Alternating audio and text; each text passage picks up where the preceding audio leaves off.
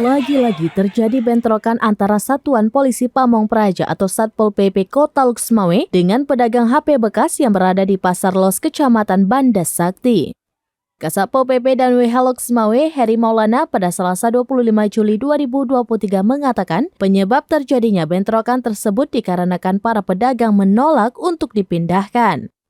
Padahal pihaknya sudah jauh-jauh hari memberikan surat pemberitahuan kepada penjual HP bekas untuk pindah ke tempat yang telah disediakan di daerah Pasar Buah yang baru saja dibangun.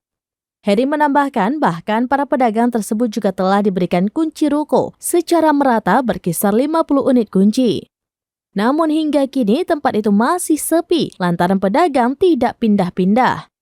Lanjutnya, alasan dipindahkan dikarenakan para pedagang tersebut berjualan di akses jalan, tentunya itu sudah mengganggu. Pada saat dilakukan penertiban tersebut, pihaknya menggandeng para masyarakat yang tergabung dalam grup sahabat Satpol, agar tidak terjadi sasaran kesalahan di saat menjalankan tugas penertiban. Sedangkan yang diamankan pada saat penertiban diambil 3 unit rak handphone.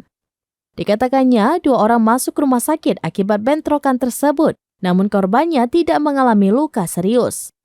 Pihaknya juga meminta kepada pedagang agar segera pindah ke tempat yang disediakan. Apabila tidak pindah ke lokasi baru, maka petugas akan mengambil sikap tegas.